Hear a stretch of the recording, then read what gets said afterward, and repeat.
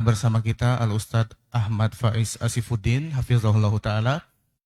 Dan ini adalah sesi yang kedua dari kajian yang berjudul Agar Ibadahmu Diterima. Mari kita simak dengan penuh khidmat dan berusaha mengambil faedah dari apa yang akan beliau sampaikan. Kepada teman-teman untuk mengisi bagian tengah terlebih dahulu, kami mohon kerjasamanya. Silakan, ya silakan berdiri. Silakan memenuhi bagian tengah terlebih dahulu. Ya, jazakallah khair. Ini masih bisa geser lagi Pak, silakan Fadol. Dan buat yang mau bertanya silakan ditulis sejak sekarang agar nanti waktunya efektif. Ketika datang sesi tanya jawab, Ustadz bisa langsung menjawab pertanyaan-pertanyaan yang masuk. Silakan dikumpulkan di depan. Barakallahu fikum. Sekarang kita dengarkan kajian Islam ilmiah agar ibadahmu diterima akan disampaikan oleh Ustadz Ahmad Faiz Asifuddin hafizahullah ta'ala fa'alaihi falyatafaddal mashkura ma'jura. Bismillahirrahmanirrahim. Assalamualaikum warahmatullahi wabarakatuh. Innal hamdalillah nahmaduhu wa nasta'inuhu wa nastaghfiruh wa na'udzu billahi min shururi anfusina wa min sayyiati a'malina. May yahdihillahu fala mudilla lahu wa may yudlil fala hadiya lahu. Asyhadu an la ilaha illallah wahdahu la syarika lah wa asyhadu anna Muhammadan abduhu wa rasuluh. Ya ayyuhalladzina amanu taqullaha haqqa tuqatih wa la tamutunna illa wa antum muslimun. Ya ayyuhan nasu taqu rabbakum alladzi khalaqakum min nafsin wahidah wa khalaqa Ya ayuhan nasu taqullaha Ya ayyuhalladzina amanu taqullaha haqqa tuqatih wa la tamutunna illa wa antum muslimun. Ya ayuhan nasu taqu rabbakum alladzi khalaqakum min nafsin wahidah wa khalaqa minha zawjaha wa batha minhuma rijalan katsiran wa nisaa'a wattaqullaha alladzi tasaaluna bihi wal arham innallaha kana 'alaikum raqiba.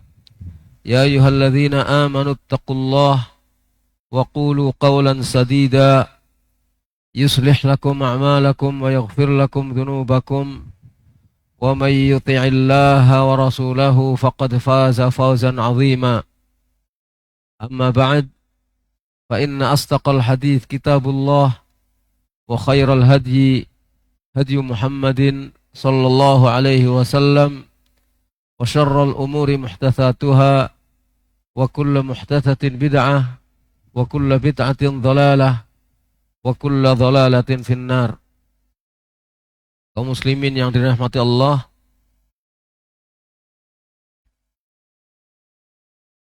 tidak setiap orang yang mengaku Allah ada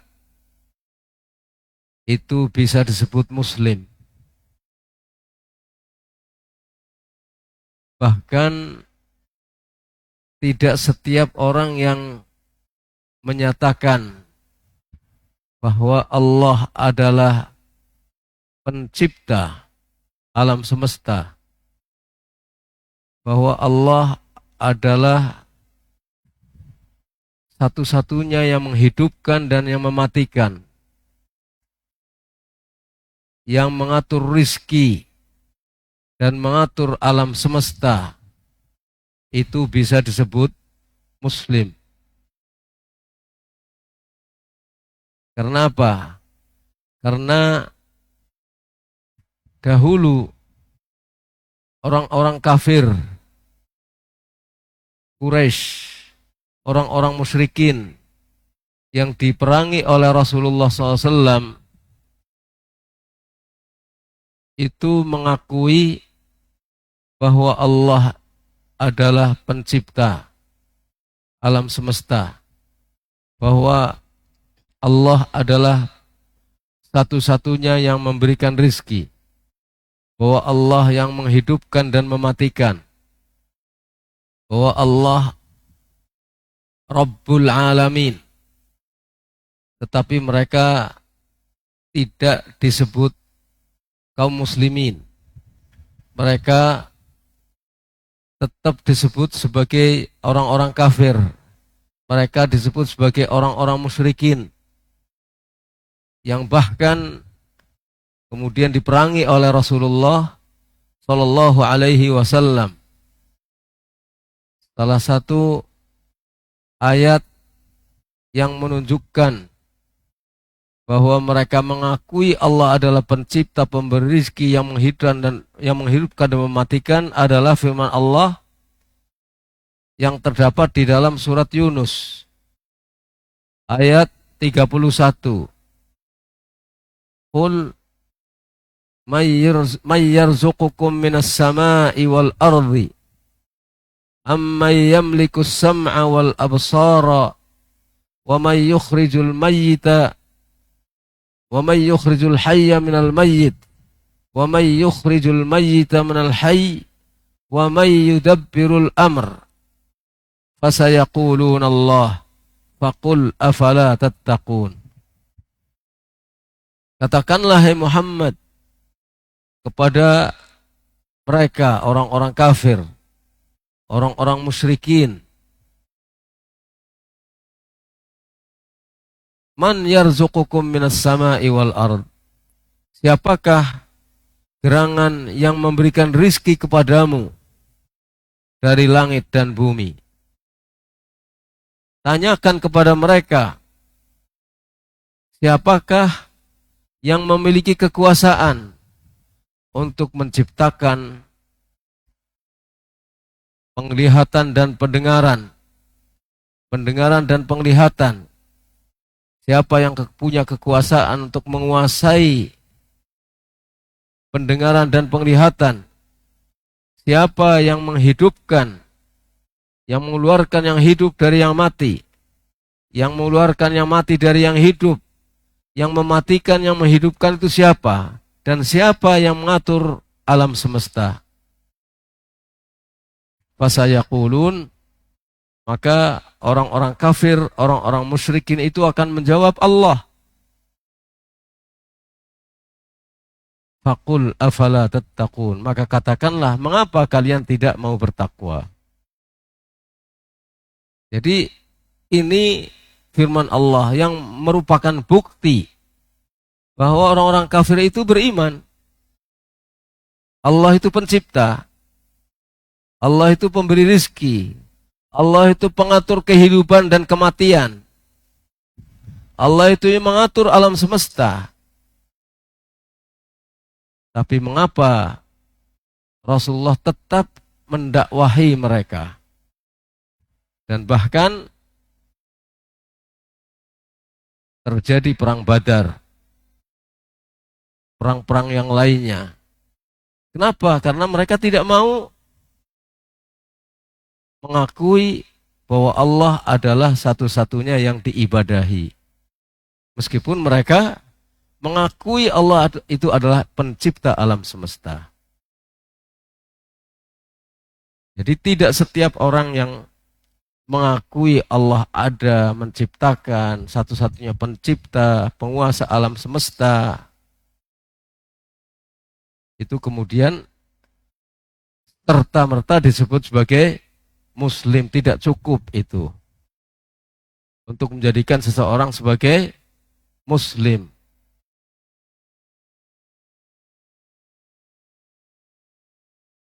Makanya mereka, innahum kanu idza qila lahum la ilaha illallah yastaghfirun. Kalimat ini yang diingkari oleh orang-orang kafir, orang-orang musyrikin. Sesungguhnya mereka jika dikatakan kepada mereka kalimat la ilaha illallah, mereka sombong, tidak mau menerima kalimat la ilaha illallah. Wa yaqulun a'inna latariku alihatina li syairim majnun. Mereka menjawab, mengatakan, apakah kami harus meninggalkan sesembahan-sesembahan kami, berhala-berhala yang kami sembah, hanya untuk mengikuti seorang penyair yang gila. Jadi ketika sudah sampai pada tingkat mereka harus beribadah dan menyembah kepada Allah saja, mereka ingkari. Ketika Rasulullah menyampaikan kalimat la ilaha illallah, mereka ingkari. Tidak mau meskipun mereka tidak mengingkari.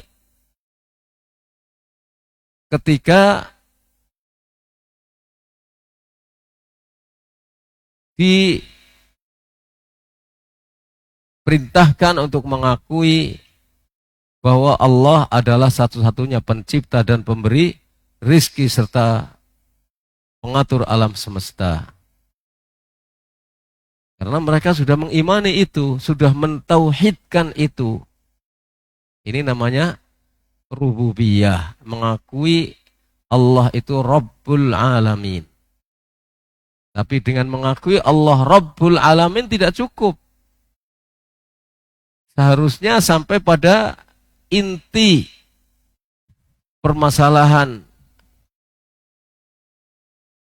yaitu kalau sudah tahu Allah adalah pencipta, pengatur, pemberi rizki, yang menghidupkan, yang mematikan, mestinya konsekuensinya adalah menyembahnya, beribadahnya hanya kepada Allah saja, yaitu menyatakan kalimat la ilaha illallah.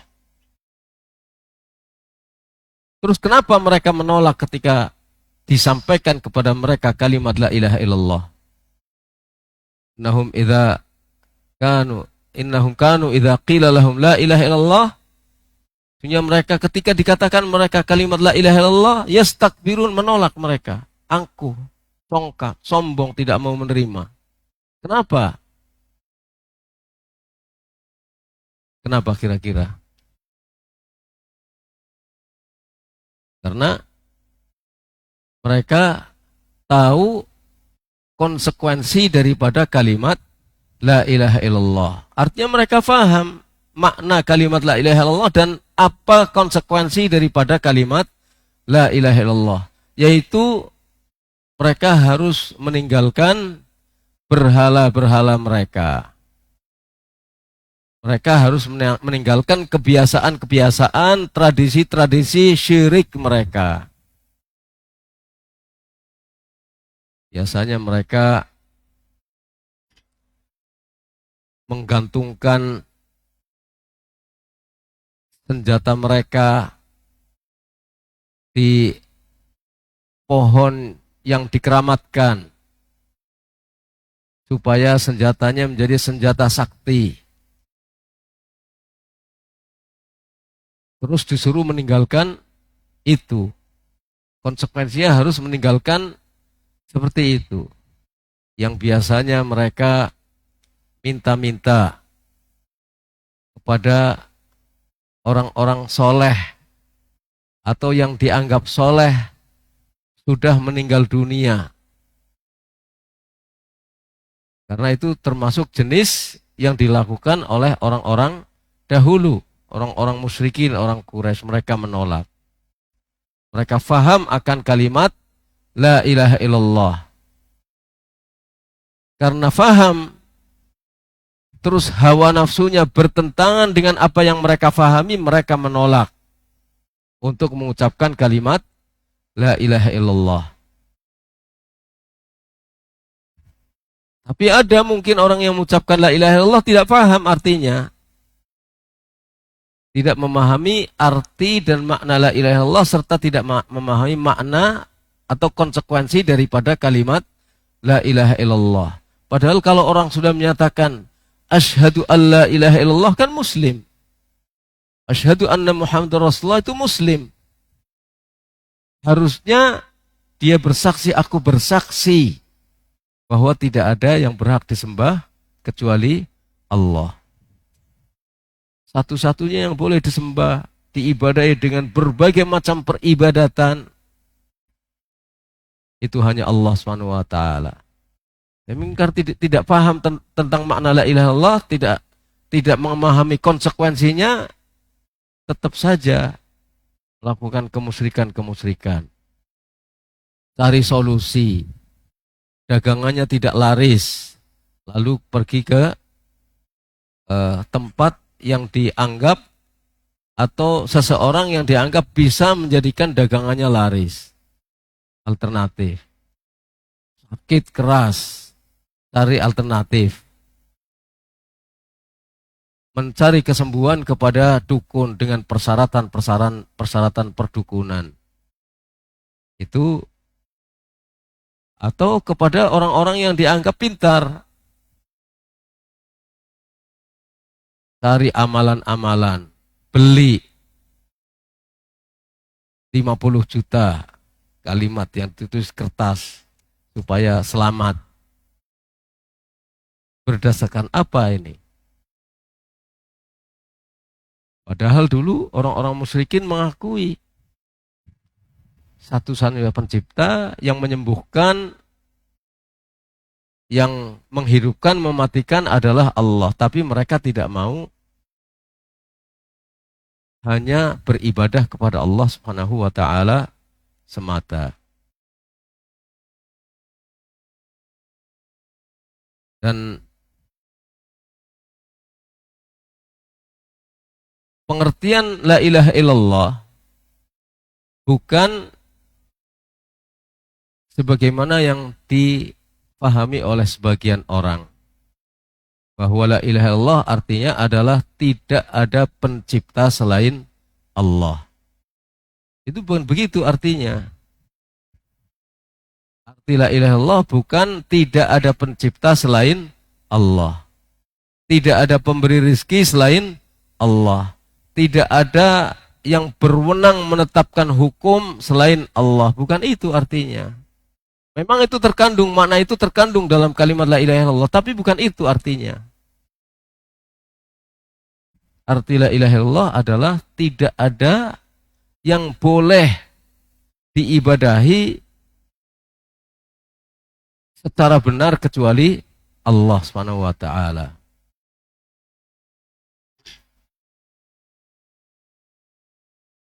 Ini satu, yang pertama yang harus kita pahami. Yang kedua, dahulu orang-orang musyrikin, orang-orang kafir yang diperangi oleh Rasulullah SAW,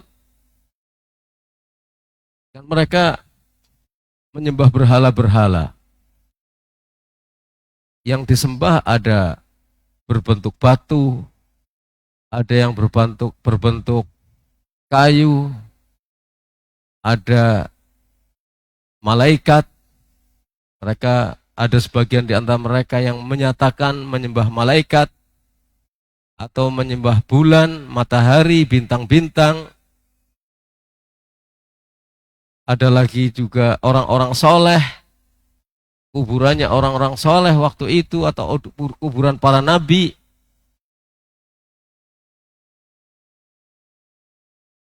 Tapi mereka mengatakan, kami tidaklah berdoa, tidaklah kami beribadah, tidak menyembah berhala-berhala ini, tidak menyembah orang-orang soleh ini, kecuali supaya kami bisa dekat kepada Allah.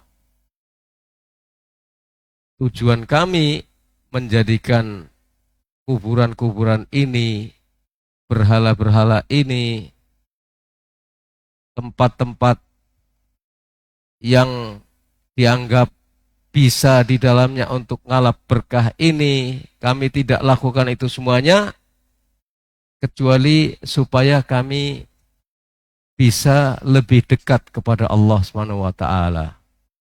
Jadi kami jadikan itu sebagai perantara, mendekatkan diri kepada Allah dan cari syafaat. Cari syafaat melalui berhala-berhala yang disembah itu. Allah Ta'ala berfirman dalam surat Az-Zumar ayat 3. walladzina ittakhadhu min dunihi awliya'a ma na'buduhum illa liyuqarribuna ilallahi zulfa. Innallaha yahkumu bainahum fima hum fihi yakhtalifun.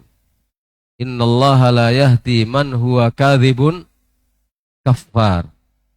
Orang-orang yang menjadikan selain Allah sebagai wali, jadikan selain Allah sebagai pelindung,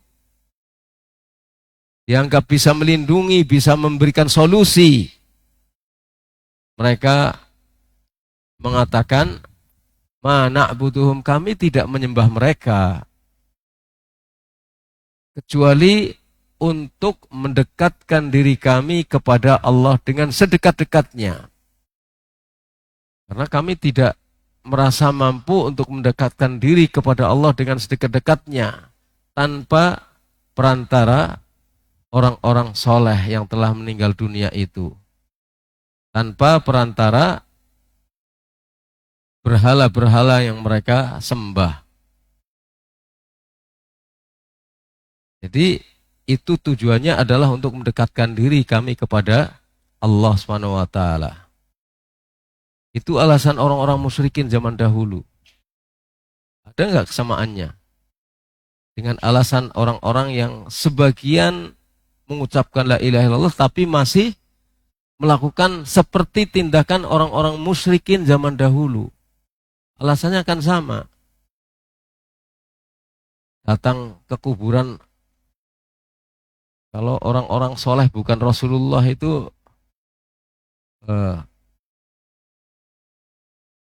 masih apa? Masih lebih mudah untuk mereka bukan Rasulullah, nggak punya apa-apa, masa didatangi, dimintai. Sekarang kuburan Rasulullah SAW, kuburan Rasulullah SAW. Karena Rasulullah itu adalah utusan Allah, orang yang paling suci. Makanya kalau orang pergi haji atau umroh, sebagian di antara mereka bilangnya apa? Saya mau ziarah. Ya kan? Maksudnya ziarah kuburan Nabi. Ziarah kuburan Nabi. Loh, mau ziarah kuburan Nabi itu bagi kita nggak boleh. Maksudnya dari sini, diingatkan dari sini tidak boleh. Tujuannya adalah untuk ziarah kubur Nabi, dari sini niatnya itu tidak boleh. Boleh ziarah kuburan Nabi nanti setelah di Madinah. Nanti setelah di Madinah. Tapi syaddur rihal. Apa di syaddur rihal itu? Meniatkan perginya semata-mata untuk ziarah kubur Nabi karena itu dianggap tindakan yang sangat afdol, gak boleh kecuali pada 3 masjid. Masjidil Haram, Masjid Nabawi di Madinah, dan Masjid Al-Aqsa. Kita boleh syaddur rihal hanya pada ketiga tempat ini. Masjidil Haram, Masjid Haram Nabawi, dan Masjid Al-Aqsa. Maka syaddur rihal, menyengaja pergi hanya untuk ziarah kubur Nabi di Madinah, dari sini tempat yang jauh, dianggap itu adalah amal yang sangat afdol, itu tidak boleh. Syaddur rihal. Ziarah kubur Nabi itu sendiri sunnah ketika di sana. Tapi perlu difahami bahwa para sahabat Nabi SAW tidak setiap hari. Ziarah kubur Nabi tidak setiap hari. Para sahabat Nabi yang tinggal di Madinah dan selalu sholat di Masjid Haram Nabawi, tidak setiap mereka sholat di Masjid Nabawi lalu mesti ziarah kubur Nabi. Tidak selalu. Ada beberapa sahabat yang baru pulang safar, begitu masuk Madinah, masuk sholat di Masjid Nabawi, kemudian pulangnya menyempatkan ziarah kubur Nabi. Kala-kala saja, tidak menjadi perbuatan rutin. Itu hatta kuburan Nabi SAW tidak mempunyai pengaruh apa-apa terhadap kehidupan Nabi. Kalau ada yang bilang bahwa dia bisa berkomunikasi dengan roh Nabi dan bisa memunculkan Nabi dari kuburannya lalu datang, itu dusta, bohong. Bohong. Kalau misalnya ada cerita kemudian ceritanya itu seperti benar, andai kata itu benar, maka itu bukan Nabi tapi itu setan. Jadi orang itu dipengaruhi oleh kekuatan setan, lalu ada setan yang muncul mengaku bahwa dia Nabi.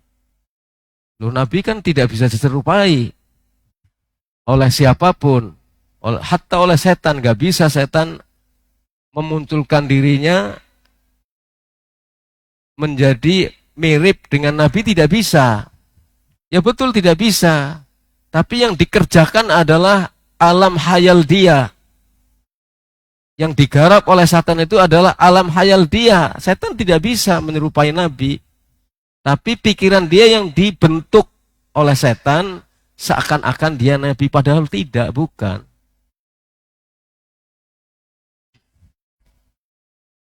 Apalagi kemudian memerintahkan hal-hal yang bertentangan dengan apa yang disyariatkan oleh Nabi SAW sendiri. Jelas itu bukan Nabi itu. Nabi tidak mungkin akan bisa seperti itu. Kalau Nabi bisa muncul kembali di tengah-tengah umat manusia, para sahabat dahulu sudah didampingi oleh Nabi. Meskipun Nabi sudah wafat. Jadi alasannya seperti itu. Alasannya adalah untuk mendekatkan diri kepada Allah. Karena apa? Kami tidak suci. Kami banyak kotorannya, kotoran dosa. Memerlukan wasilah, memerlukan perantara supaya mendekatkan diri kepada Allah Subhanahu wa taala. Itu sudah dilakukan oleh kaum musyrikin zaman dahulu. Orang-orang yang disebut hidup di zaman jahiliyah. Masa kita mau kembali lagi ke zaman jahiliyah? Masa kita mau hidup lagi menjadi orang-orang yang terbelakang seperti dulu? Ya, kalau alam berpikirnya kaum muslimin yang hidup di zaman modern seperti ini masih juga seperti itu, ya namanya orang-orang yang terbelakang. Namanya orang-orang yang tidak bisa hidup secara modern. Dan Nabi SAW hidupnya dan para sahabat Rasulullah SAW ridwanullah alaihim ajma'in, kehidupan mereka itu selalu selaras dengan akal sehat. Gak bertentangan dengan akal sehat. Makanya mereka tidak pernah ketinggalan zaman itu. Maksudnya walaupun hidup zaman dahulu, tapi alam berpikir mereka itu maju. Cara beragamanya maju sesuai dengan dalil. Karena yang paling modern itu Islam. Orang yang paling sesuai dengan segala zaman. Dan baik untuk semua zaman, untuk semua tempat. Dan untuk perbaikan zaman, di semua tempat itu hanya Islam yang dibawa oleh Rasulullah SAW difahami dan diamalkan oleh para sahabat Nabi serta generasi as-salafu as-salih ridwanullah alaihim ajma'in. Sebagian lagi ada yang mengatakan kami ingin mendapatkan syafaat Nabi, lalu datang ke kuburan Nabi, atau kami ingin mendapatkan syafaat fulan, orang yang hidupnya terkenal soleh, alim. Sejak zaman Nuh juga begitu. Orang-orang yang hidup kala itu dulu punya guru-guru soleh. Sebelum Nabi Nuh diutus, ada yang namanya Wad, Suwa', Yaghuth, Ya'uq, Nasr, itu adalah orang-orang soleh. Guru-guru bagi masyarakat yang hidup waktu itu. Sebelum Nabi Nuh diutus alaihi salatu wassalam.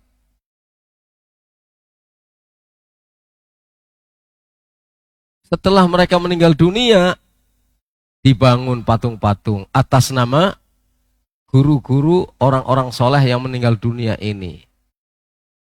Bagian menamakan patungnya Wad. Bagian menamakan patungnya Ya'uq, Yaghuth, dan seterusnya. Kenapa? Mulanya tidak disembah. Mulanya tidak disembah. Tapi sebagai pengingat. Orang-orang ini orang-orang soleh. Kalau mengingat bentuk orang ini dalam bentuk patung, nanti kita akan terpengaruh oleh kesolehannya.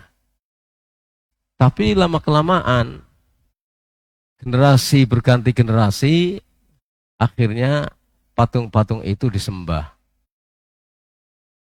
Jadi akhirnya patung-patung itu disembah. Alasannya apa? Mereka akan memberikan syafaat kepada kami nanti di hadapan Allah. Mereka kita gunakan untuk mendekatkan diri kami kepada Allah. Dan itu juga yang dilakukan oleh orang-orang musyrikin di zaman Rasulullah sallallahu alaihi wasallam. Wa ya'buduna min dunillah ma la yadurruhum wa la yanfa'uhum. Mereka beribadah kepada selain Allah, nyembah kepada selain Allah. Ya, dengan berbagai macam tata cara peribadatan. Ada yang mengorbankan hewan, disembelih hewan itu, lalu darahnya dipersembahkan kepada berhala.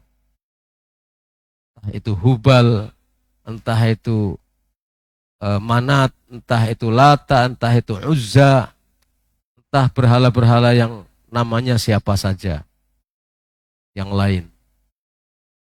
Dipersembahkan hewan, dipersembahkan darah. Jadi dikorbankan. Nanam kepala apa, ditanam di pojok bangunan, supaya nanti ketika bangun bangunan di atasnya dan ada usaha di atasnya, mereka merasa akan mendapatkan perlindungan atau berkah. Jadi mereka menyembah yang selain Allah, sesuatu yang tidak bisa mendatangkan madarat apa-apa kepada mereka. Tidak bisa mendatangkan madarat dan tidak bisa menolak madarat. Tidak bisa memberikan manfaat apa-apa kepada mereka. Lalu mereka mengatakan, haula'i syufa'auna indallah. Mereka-mereka itu adalah calon-calon pemberi syafaat kami di hadapan Allah nanti. Jadi minta syafaatnya kepada siapa? Minta syafaatnya kepada orang-orang soleh yang telah meninggal dunia. Minta syafaatnya kepada nabi yang telah meninggal dunia. Minta syafaatnya kepada imam-imam soleh yang telah meninggal dunia. Sama dengan apa yang dilakukan oleh kaum musyrikin Quraisy dahulu. Qul atunabbi'una Allah bima la ya'lamu fis samawati wala fil ard subhanahu wa ta'ala amma yusyrikun. Katakanlah hai Muhammad kepada mereka, apakah kalian ingin memberitahu kepada Allah sesuatu yang Allah sendiri tidak tahu? Allah itu Maha tahu.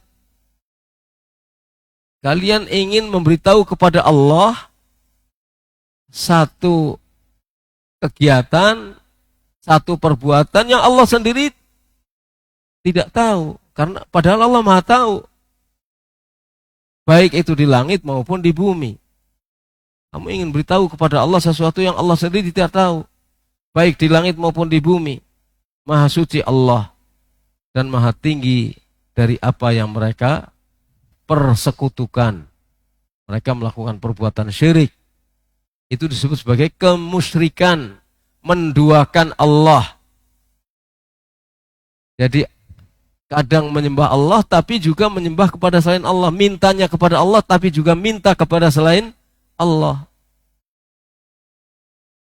Seharusnya kalau sudah yakin bahwa pemberi rezeki itu adalah Allah SWT, mengapa kemudian merintihnya kepada selain Allah?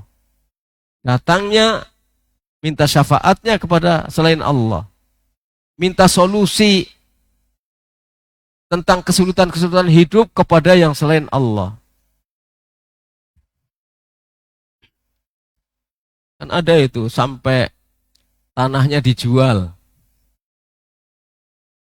Karena tanah ini, sejumput tanah itu punya keramat. Dijual. Nanti disimpan di rumah untuk harapannya akan memberikan solusi dalam menghadapi kesulitan-kesulitan hidup. Kadang-kadang air dijual. Padahal air kotor itu. Kadang-kadang kotoran hewan ya dikeramatkan. Wala'iyadzubillah. Bagaimana orang yang seperti ini bisa dianggap sebagai orang yang maju berpikirnya, terbelakang. Ya, kaum muslimin menjadi bulan-bulanan orang-orang kafir. Karena kalau masih seperti itu, ya artinya dia tidak berpikir dengan akal sehat.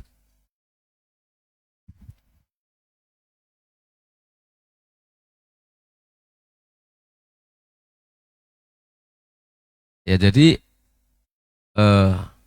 itu alasan kaum musyrikin zaman dahulu. Mestinya orang-orang yang sudah menyatakan asyhadu alla ilaha illallah harus berbeda dengan orang-orang musyrikin zaman dahulu. Dan tidak terjerumus ke dalam apa yang dulu kaum musyrikin terjerumus di dalamnya. Karena kita punya satu sembahan saja. Hanya Allah saja yang kita mintai. Hanya Allah saja kita beribadah. Yang kita ibadahi, yang kita sembah. Gak ada yang lain. Kita ingin cari solusi tentang kesulitan hidup kita kepada Allah SWT. Tawakal kepada Allah. Mohon kepada Allah SWT.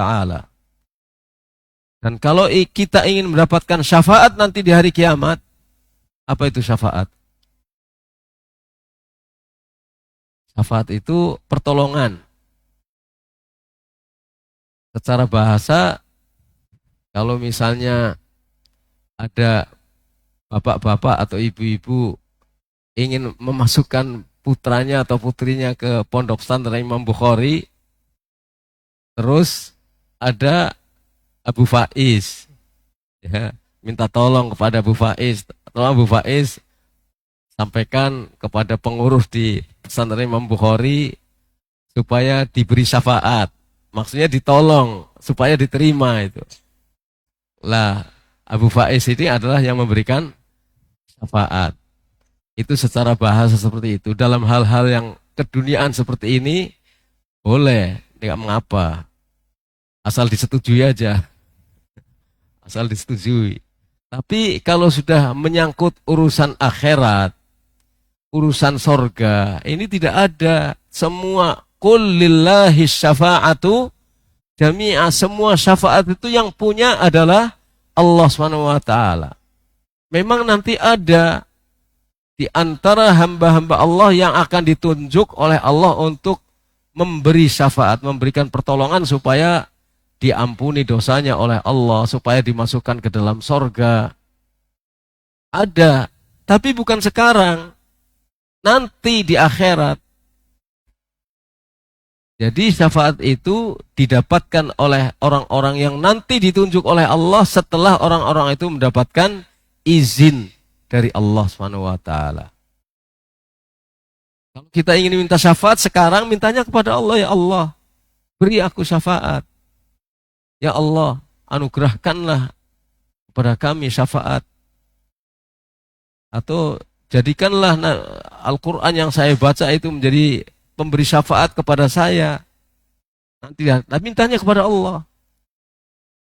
Saya sudah ittiba kepada Nabi SAW. Ya Allah, tolonglah nanti jadikan Nabi Muhammad itu memberikan syafaat kepada saya. Mintanya kepada Allah Subhanahu wa taala. Bukan minta kepada Nabi.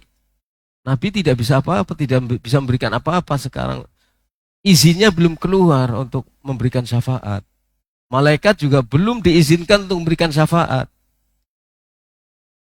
Jadi syafaat itu ada dua.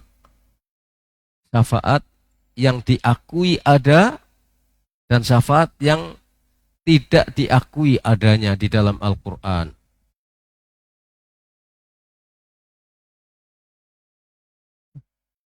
Adzan. Ya. Jadi kita berhenti dulu untuk adzan, lalu kita lanjutkan sedikit, lalu kita lanjutkan dengan tanya jawab.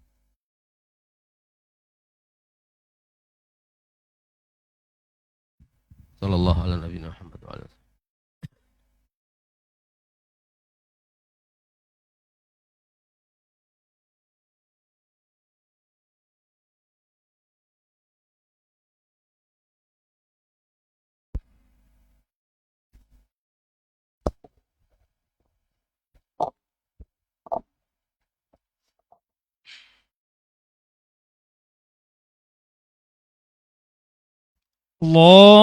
الله أكبر الله أكبر الله أكبر الله أكبر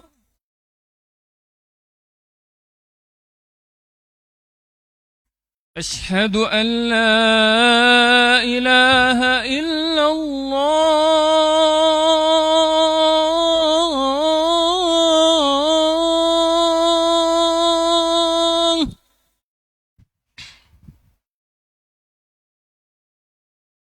أشهد أن لا إله إلا الله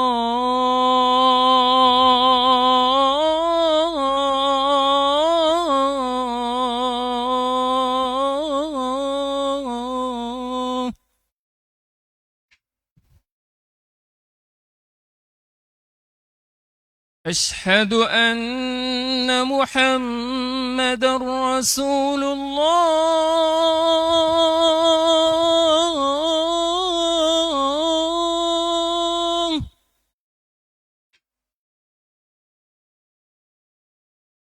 أشهد أن محمد رسول الله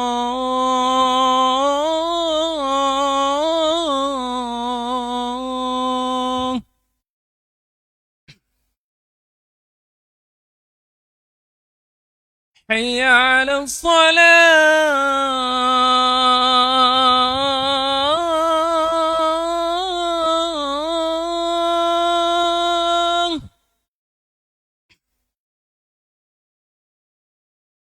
حي على الصلاة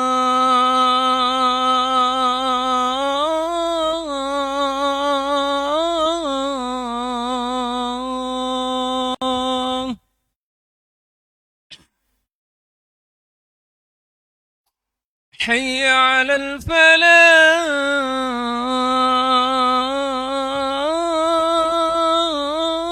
الفلاح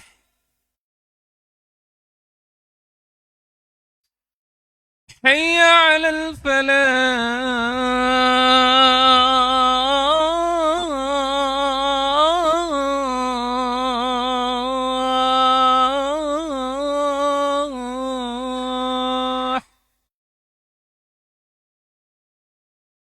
الله أكبر الله أكبر لا إله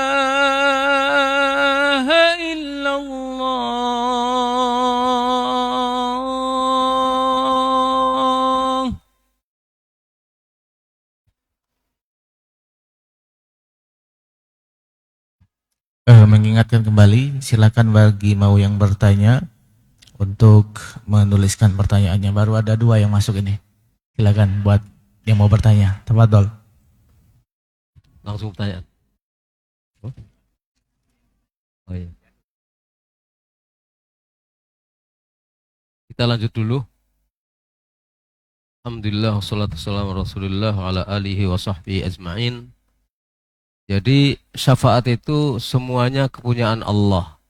Ada syafaat-syafaat yang sekarang dianggap ada padahal syafaat itu tidak ada. Yaitu syafaat-syafaat yang dimintakan kepada selain Allah. Jadi syafaat-syafaat yang dimintakan kepada selain Allah. Umpamanya saja orang datang ke salah satu kuburan orang soleh terkenal umpamanya.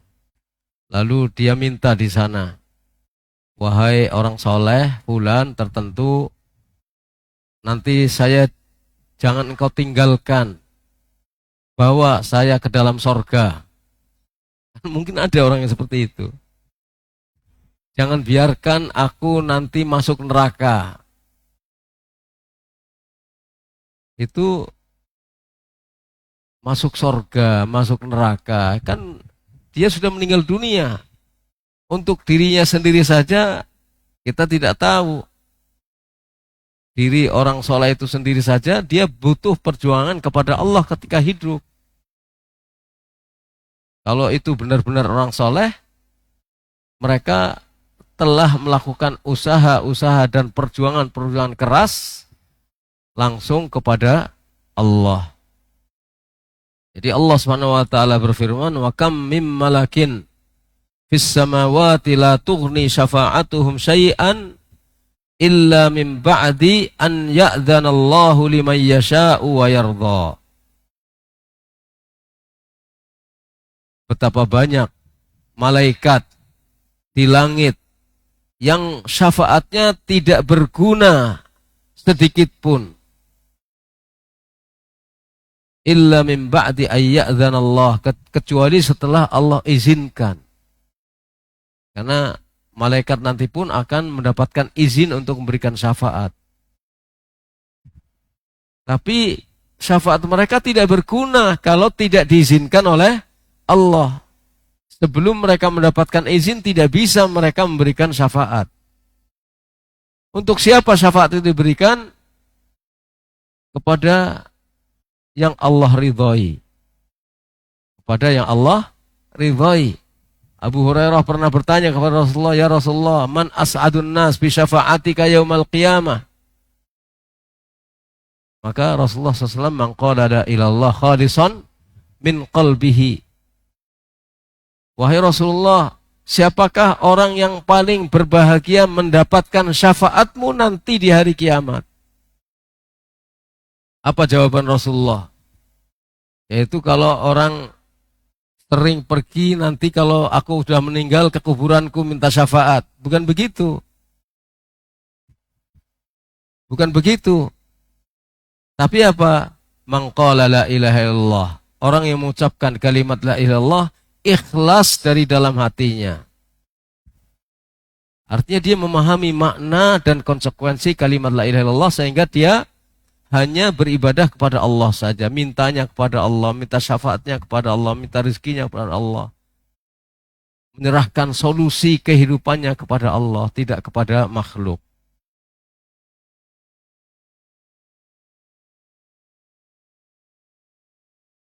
Jadi hatta Nabi SAW sendiri tidak bisa memberikan pertolongan. Kan pernah bersabda kepada keluarganya, kepada Fatimah, kepada kerabat dekatnya, la ughni anki syai'a, ya Fatimah salini ma syi'ti. Wahai Fatimah, mintalah kepadaku tentang urusan dunia, apa yang kamu mau, tapi aku tidak bisa memberikan pertolongan kepadamu di hadapan Allah. Kamu sendiri yang bertanggung jawab. Fatimah putrinya. Fatimah bintu Rasulullah, putrinya sendiri Rasulullah mengatakan seperti itu. Kalau mau minta urusan dunia, minta sesukamu. Maksudnya kalau ada diberikan. Tapi kalau terkait dengan keselamatan akhirat, kamu sendiri yang bertanggung jawab. Saya tidak akan bisa menolong kamu di hadapan Allah sedikit pun. Pada pamannya, Abu Thalib, menjelang wafatnya, Rasulullah bersabda, Ya ammi qul la ilaha illallah. Wahai pamanku, ucapkan kalimat la ilaha illallah. Kalimatan uhajju laka bihi indallah. Satu kalimat yang apabila kau ucapkan, saya akan membela kamu di hadapan Allah. Kalau kamu mau mengucapkannya. Tapi apa? Wa kana akhiru qawlihi huwa ala millati Abdul Muttalib. Tapi akhir kalimat yang diucapkannya, dia tetap berada pada agamanya Abdul Muttalib. Tidak mengikuti agamanya Nabi Muhammad sallallahu alaihi wasallam. Para nabi sebelumnya juga punya orang-orang dekat. Nuh, istrinya. Lut, istrinya. Tapi berkhianat keduanya kepada Nuh, kepada Lut. Apa bisa Nabi Nuh menolong keduanya? Putranya, Nabi Nuh. Apa bisa Nabi Nuh menolong putranya? Gak bisa. Ibrahim alaihi salatu wassalam gak bisa memberikan pertolongan kepada ayahnya. Ada satu riwayat, mungkin kita dengarkan ini sebagai sebagai pelajaran bagi kita. Kedekatan hubungan darah tidak menjamin seseorang akan bisa selamat. Yang menjadi penyebab selamat kita adalah ketika kita mendapatkan taufik, rahmat Allah, mengikuti tuntunan Rasulullah SAW. Sedekat apapun kita hubungannya secara nasab pada Rasulullah, kalau tidak mengikuti Rasulullah, ya tidak akan bisa menyelamatkan Rasulullah. Apalagi sudah terjeda waktunya sekian abad. Dulu saja Rasulullah yang hidup bersama dengan pamannya Abu Thalib gak bisa memberikan pertolongan. Apalagi sudah terjeda waktu sekian abad. Masih saya cucu Rasulullah. Terus kemudian pasti saya dijamin masuk surga. Gak ada jaminan itu. Kalau tidak mengikuti sunnah Nabi SAW. Apalagi yang tidak ada hubungan darah apa-apa.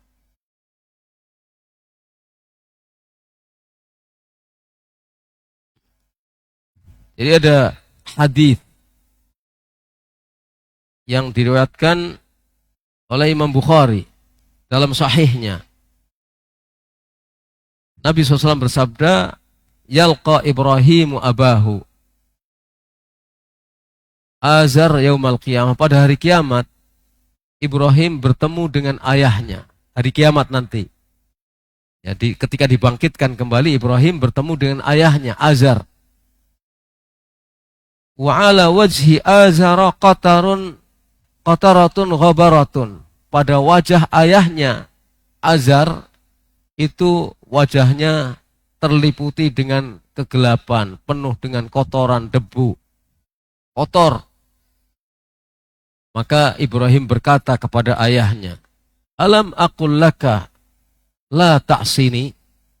Bukankah aku dulu berkata kepadamu, janganlah kamu maksiat kepadaku, jangan kamu durhaka kepadaku. Kan memang pernah dalam Al-Quran itu disebutkan, Ibrahim mengingatkan kepada Azar, ikuti aku, jangan ikuti setan, jangan sembah setan. Ikuti aku menyembah Allah, jangan menyembah setan. Ibrahim berkata kepada bapaknya, bukankah aku dulu pernah sampaikan kepadamu, jangan durhaka kepadaku, jangan maksiat kepadaku. Fayaqulu abuhu fal yauma la a'sika. Maka ayahnya menjawab, hari ini saya tidak akan maksiat kepadamu. Ya hari itu sudah tidak ada gunanya. Hari kiamat sudah tidak ada penyesalan. Tidak ada makna untuk penyesalan yang dilakukan. Fayaqul Ibrahim, maka Ibrahim berkata kepada Allah, ya Rabb, innaka wa'adtani alla tukhziyani yauma yub'atsun. Ya Allah, ya Rabbku, sesungguhnya engkau telah berjanji kepadaku bahwa engkau tidak akan menghinakan aku pada hari orang-orang dibangkitkan. Jadi pada hari kiamat. Engkau berjanji kepadaku untuk tidak menghinakan aku. Tapi aku menjumpai ayahku yang jauh ini sepertinya ini sesuatu yang kehinaan bagi saya. Kok saya ketemu bapak saya, dia dalam keadaan jauh. Maksudnya dia mohon pertolongan kepada Allah agar bapaknya itu tidak mengalami hal yang menyengsarakan. Supaya beliau tidak merasa terhinakan. Tapi kan bapaknya Ibrahim orang kafir. Fayaqulullahu ta'ala, maka Allah subhanahu wa ta'ala berfirman, inni haramtul jannata 'alal kafirin. Sesungguhnya aku haramkan sorga bagi orang-orang kafir. Gak peduli orang kafir itu siapa. Sesungguhnya aku telah haramkan sorga bagi orang-orang kafir. Termasuk bapakmu. Maksudnya seperti itu. Jadi haram sorga bagi orang kafir, termasuk orang ini meskipun dia dulu adalah bapakmu di dunia. Gak bisa menolong kamu untuk melepaskan bapaknya dari neraka, masuk sorga, gak bisa. Karena sorga haram bagi orang-orang kafir. Tsumma yuqal, kemudian dikatakan kepada Ibrahim, ya Ibrahim, ma tahta rizlaik, lihat apa yang ada di bawah kakimu itu. Bayangzur, lalu Ibrahim memperhatikan. Fa idza huwa bidhikhin multathih, ternyata itu adalah anjing kurap. Anjing kurap di bawah kedua kakinya, itu yang ada adalah anjing kurap. Tadinya itu ayah Ibrahim. Kemudian berubah menjadi anjing kurap. Bukan ayahmu, itu anjing kurap itu. Fayu'khadhu biqawaimihi fayulqa finnar. Kemudian kaki-kakinya diambil, diangkat, dilempar ke dalam neraka. Jadi tidak terhinakan Ibrahim. Karena yang ada di hadapannya ternyata adalah anjing kurap. Jadi meskipun itu ayah Ibrahim, tidak akan bisa Ibrahim memberikan pertolongan dari ancaman Allah SWT kalau seseorang tidak beribadah kepada Allah. Jadi yang menyelamatkan adalah ibadahnya. Kita konsekuen dengan kalimat la ilaha illallah. Sudah, kalau kita sudah berjanji, berikrar bahwa kita tidak akan menyembah kecuali hanya kepada Allah saja, taati itu, penuhi janji ini kepada Allah SWT. Dalam kondisi seperti apapun, tidak akan menyimpangkan peribadatan kepada yang selain Allah. Entah itu sakit keras, entah itu jatuh miskin, semiskin-miskinnya yang tadinya kita berkelimang dengan kekayaan, misalnya jatuh semiskin-miskinnya. Jangan mencari solusi yang tidak diridhoi oleh Allah, apalagi syirik. Ke kuburan, ke dukun, ke tempat lain. Karena itu adalah kebiasaan-kebiasaan orang-orang musyrikin zaman dahulu.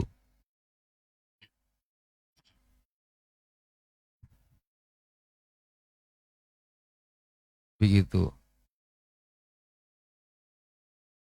Putranya Nabi Nuh. Kan juga Nabi Nuh tidak bisa memberikan pertolongan. Ya Allah, itu termasuk keluargaku. Kata Allah, laisa min ahlik innahu amalun ghairu salih. Itu bukan keluargamu. Itu adalah amal yang tidak soleh. Apa yang dilakukan oleh anakmu itu bukan amal soleh. Bukan keluargamu dia. Kufur, sombong dia. Wa nada Nuhun ibnahu. Nuh memanggil anaknya. Wa kana fi ma'zilin. Dia terpisah dari Nabi Nuh. Ya bunayyar kam ma'ana wala takum ma'al kafirin. Wahai anakku, mari kamu ikut naik kapal bersamaku. Jangan bersama orang-orang kafir. Kemudian anaknya menjawab, Sa'awi ilal jabal ya'simuni minal ma'. Saya akan berlindung di gunung itu yang akan melindungiku dari air, banjir yang besar. Dianggapnya bisa dia naik gunung akan selamat dari banjir, siksa Allah SWT. Kata Nuh, kamu akan bisa selamat dari ancaman air ini. Cepat naik. Tapi hala bainahuma al-mauj. Dipisahkan antara Nuh dengan anaknya dengan gelombang besar. Wa kana minal mughraqin. Maka anaknya Nabi Nuh termasuk orang yang tenggelam. Tidak bersama Nabi Nuh. Meskipun putranya sendiri. Dan Nuh kurang apa? Beliau adalah Nabi. Salah satu di antara ulul azmi minar rusul. Yang disebut sebagai ulul azmi. Punya kedudukan khusus di hadapan Allah SWT sebagai Rasul Allah SWT. Tapi tidak bisa menolong putranya yang durhaka, yang kafir, yang tidak beribadah kepada Allah. Makanya coba kita perhatikan. Ketika Allah berfirman dalam surat Al-Baqarah ya, 189 misalnya. Yas'alunaka 'anil ahillah. Mereka bertanya tentang hilal, tentang bulan sabit. Apa kata Allah? Qul, katakanlah hai Muhammad, hiya mawaqitu linnas wal hajj. Bulan sabit itu adalah terkait dengan waktu-waktu bagi manusia dan haji. Terkait dengan waktu. Kapan awal Ramadan, kapan bulan haji, kapan dan seterusnya. Dan banyak ayat-ayat yang lain, wa yas'alunaka 'anil yatama. Mereka bertanya kepadamu tentang anak-anak yatim. Apa kata Allah? Qul, katakanlah, islahul lahum khair. Islah kepada mereka itu yang terbaik. Dan selalu ketika yas'alunaka disusul dengan qul. Tapi ketika Allah berfirman, wa idza sa'alaka, kalau ada hambaku, idza sa'alaka ibadi anni, kalau hambaku bertanya kepadamu, hai Muhammad, tentang aku, apa Allah mengatakan kepada Nabi? Qul. Enggak. Langsung. Idza sa'alaka ibadi anni fa inni qarib. Kalau hambaku bertanya kepadamu tentang aku, sesungguhnya aku ini dekat. Tidak mengatakan qul, katakan hai Muhammad aku ini dekat. Enggak perlu qul. Karena apa? Karena beribadah kepada Allah itu langsung, tidak perlu perantara. Sedangkan Nabi ketika ditanya tentang hukum, ketika ditanya tentang hilal, ketika yang menjelaskan itu Nabi SAW. Beliau adalah perantara yang menjelaskan tentang hukum-hukum itu. Orang tidak bisa tahu sendiri tentang hukum tanpa dijelaskan oleh Nabi SAW. Maka Allah mengatakan, qul, katakan kepada mereka. Tapi ketika orang butuh ibadah kepada Allah, butuh tawajuh kepada Allah, di sini tidak perlu perantara. Maka Allah tidak mengatakan qul, tapi langsung mengatakan inni qarib. Langsung minta saja kepada Allah. Oh, kita hamba Allah, sama kedudukannya. Jadi minta kepada Allah SWT. Mintanya kepada Allah. Cari solusinya kepada Allah. Tawakalnya kepada Allah. Gak perlu itu mendatangi kuburan-kuburan. Kalau ziarah kubur itu boleh dan disunnahkan. Asal jangan menjadi perbuatan rutin. Tiap bulan mesti atau hari-hari tertentu mesti. Padahal ziarah kubur tidak ditentukan pada hari-hari tertentu menjelang Ramadan. Itu sunnah. Kuntu nahaitukum an ziaratil kubur ala fazuruha. Dulu aku melarang kamu ziarah kubur. Tapi ketahuilah, ziarahlah kalian kuburan, sunnah. Untuk apa? Bukan untuk ngalah berkah di kuburan.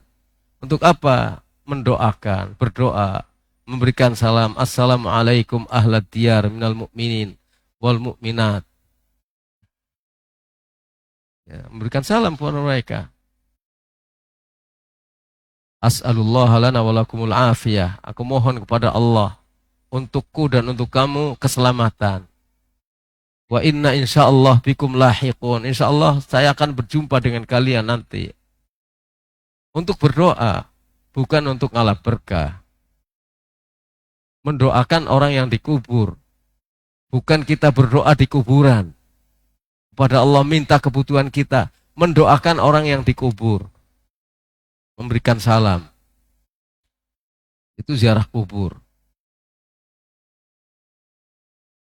Ya, jadi kita tidak perlu terpengaruh dengan orang lain. Karena kita akan bertanggung jawab sendiri di hadapan Allah SWT. Kehidupan yang sesungguhnya itu bukan sekarang. Sekarang adalah kehidupan sebagai ujian bagi kita. Kita murni apa tidak di dalam beribadah kepada Allah. Ikhlas enggak kita di dalam beribadah kepada Allah. Kita kan ingin sholat kita diterima, ibadah kita diterima, siam kita diterima. Perbaiki tauhid. Dan kita harus memahami tauhid. Dan kita harus memahami detail-detail daripada kemusyrikan. Syirik itu apa? Detail-detailnya apa? Contoh-contohnya apa? Kita perlu belajar. Perlu belajar terus menerus. Karena selama kita hidup, kita tidak ada jaminan kita aman dari kemungkinan tergerus oleh syirik. Jadi kita tidak boleh bosan belajar tentang tauhid untuk kita laksanakan, kita wujudkan tauhid itu, dan kita tidak boleh bosan setelah kita faham tauhid tentang syirik untuk kita bisa menjaga diri dari kemusyrikan-kemusyrikan. Seperti dikatakan, araftu syarra la lisyarr wa innama litawaqqih. Kalau aku mempelajari keburukan, mengetahui keburukan, itu tidak untuk dilakukan keburukan itu. Tapi supaya bisa terjaga dari keburukan. Oh, ini buruk, saya tidak mau melakukannya. Oh, ini syirik, saya tidak mau melakukannya. Oh, ini kebiasaan orang-orang jahiliyah dahulu, saya tidak mau melakukannya. Oh, ini alasannya orang-orang jahiliyah dahulu. Ma na'buduhum illa liyuqarribuna ilallahi zulfa. Maka kita tidak melakukannya. Kita tidak menyembah mereka kecuali untuk mendekatkan diri kami kepada Allah. Kita tidak lakukan itu. Langsung saja ibadah kepada Allah. Di tempatnya, di masjid, di rumah. Kuburan adalah tempat untuk makam orang. Bukan untuk baca Al-Quran. Bukan untuk doa. Rasanya mantap doa di kuburan. Karena merasa kita dekat dengan kematian, lalu doanya di kuburan. Kalau tidak di kuburan, tidak doa. Nah, ini tidak ada tuntunannya dari Nabi SAW yang disebut sebagai kegiatan bid'ah. Sama. Kalau tidak menatap langit, keluar rumah tengah malam, berdoa kepada Allah. Kalau di luar rumah dengan menatap langit berdoa, kolong langit itu besar, kita kecil. kita ingat akan kebesaran Allah lalu berdoa seperti itu. Nah itu tidak ada tuntunannya. Doa itu menghadap kiblat yang ada tuntunannya. Di dalam rumah saja nggak usah keluar rumah. Kalau pas di luar rumah nggak apa-apa berdoa di luar rumah. Tapi ketika di dalam rumah tidak harus, ketika berdoa harus keluar rumah dulu untuk menatap langit. Langit luas, saya kecil, kekuasaan Allah Maha Besar. Lalu sengaja keluar rumah. Nggak ada tuntunan yang seperti itu. Wallahu alam bishawab. Saya pikir cukup ya. Tinggal ada beberapa pertanyaan saya coba menjawab.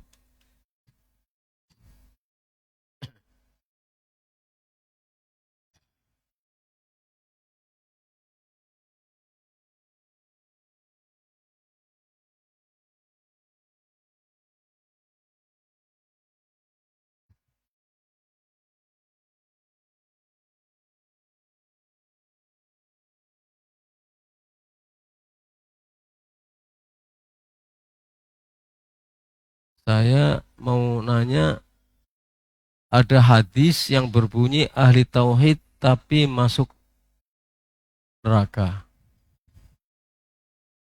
Ahli tauhid tapi masuk neraka. Kalau ahli tauhid insya Allah nggak masuk neraka. Saya belum dengar ini hadis ini. Minta tolong dijelaskan hadisnya. Seperti apa?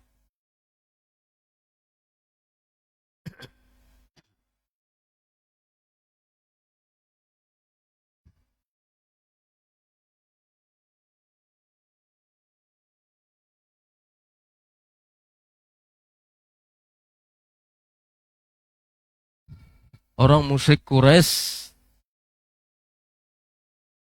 tahu konsekuensi tauhid la ilaha illallah, harus meninggalkan sesembahan selain Allah. Tapi mereka tidak mau mengucapkan kalimat la ilaha illallah, tahu konsekuensinya. Bagaimana dengan orang saat ini yang mengucapkan la ilaha illallah, ia tidak faham konsekuensi, harus meninggalkan sembahan selain Allah. Masih percaya dengan keramat orang-orang yang sudah mati dan lain sebagainya. Apakah ia dikategorikan orang kafir? Jadi orang-orang yang pertama, orang yang sudah mengucapkan kalimat la ilaha illallah itu muslim. Itu muslim. Kedudukannya sebagai muslim tidak akan hilang. Hanya dengan keraguan-raguan. Hanya dengan dugaan-dugaan. Kedudukan dia sebagai muslim, bahwa dia mengucapkan kalimat la ilaha illallah, itu kedudukannya tidak akan hilang sebagai muslim, hanya dengan dugaan-dugaan. Oh, orang itu tidak seutuhnya mengamalkan kalimat la ilaha illallah. Oh, dia masih melakukan kemusyrikan. Dan seterusnya, dugaan-dugaan seperti itu. Itu tidak menjadikan orang itu boleh dihukumi sebagai orang kafir. Ya, bisa dimengerti ya. Jadi kalau orang sudah mengucapkan kalimat la ilaha illallah, statusnya muslim. Dan Islamnya itu tidak hilang hanya dengan dugaan-dugaan dari seseorang. Kalau misalnya kita melihat ada orang muslim yang melakukan pelanggaran-pelanggaran terhadap kalimat la ilaha illallah, kewajiban kita adalah mengajak dan mendakwahi dia. Kewajiban kita adalah mengajak dan mendakwahi dia untuk meninggalkan kemusyrikan-kemusyrikan yang kita lihat dia lakukan. Tapi tugas kita bukan menghukumi dia muslim atau kafir. Tugas kita bukan menghukumi dia muslim atau kafir. Tugas kita adalah mengajak dia. Ya akhi, Pak, Bu, ini kemusyrikan, jangan lakukan. Ya jangan lakukan. Kenapa masih pergi jauh-jauh ke kuburan? Untuk apa? Oh, ini cuma ziarah saja, orang-orang pariwisata saja. Kalau alasannya pariwisata, kan itu kemaksiatan ya. Alasannya pariwisata itu kemaksiatan, bid'ah, karena syaddur rihal. Oh, saya ingin ngalap berkah, nggak boleh ngalap berkah di situ. Kalau dia tujuan yang ngalap berkah di kuburan, ingatkan. Tidak boleh ngalap berkah di kuburan seperti itu. Barokah itu adalah yang ditentukan oleh Allah SWT.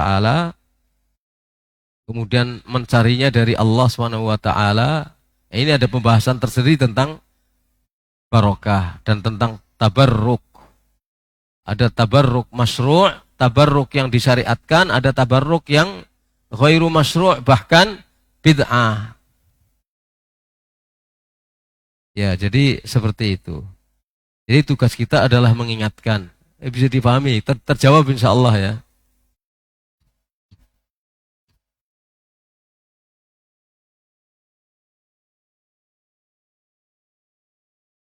Ini ada pertanyaan tentang politik.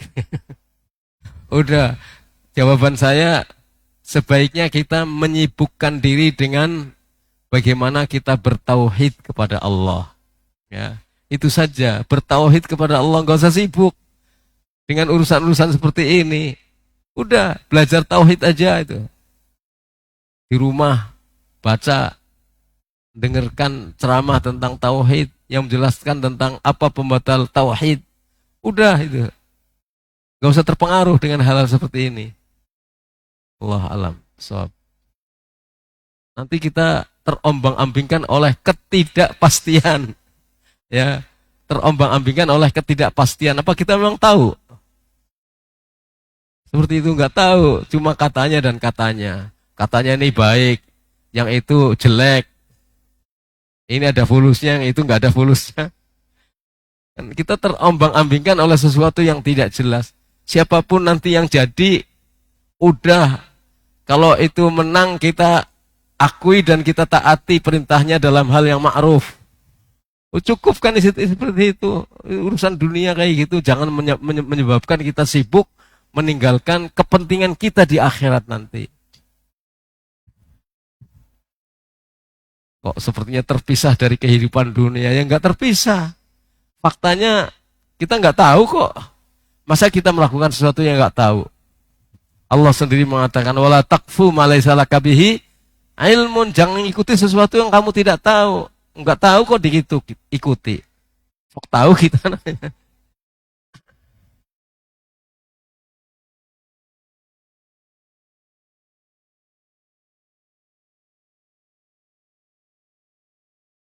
Hadis menyatakan bahwa orang beriman walaupun seberapa banyak dosanya akan dikeluarkan dari neraka. Apakah orang yang mengaku beriman tapi selalu berbuat dosa bahkan matinya su'ul khotimah juga akan dikeluarkan dari neraka? Karena hakikat iman itu bersambung ke belakang. Diyakini dengan hati, diikrarkan dengan lisan, dan diwujudkan dengan amal perbuatan. Ya, jadi iman itu terdiri dari 3 bagian. Lisan, hati, anggota badan, semuanya disebut sebagai iman. Iman itu meliputi ikrar dengan lisan, keyakinan dengan hati, dan amal perbuatan dengan anggota badan. Yang ditanyakan adalah orang yang beriman seberapapun besar dosanya itu akan keluar dari neraka kalau masuk neraka. Ketika iman itu tetap ada di hatinya. Ketika iman itu tetap ada dalam dirinya.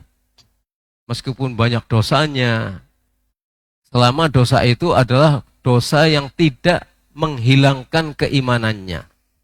Kalau dosa yang dilakukannya menghilangkan keimanannya, imannya hilang sama sekali, ya dia akan kekal di dalam neraka. Yang dimaksudkan adalah dosa-dosa yang dilakukannya itu tidak menghilangkan pokok keimanan yang dia miliki.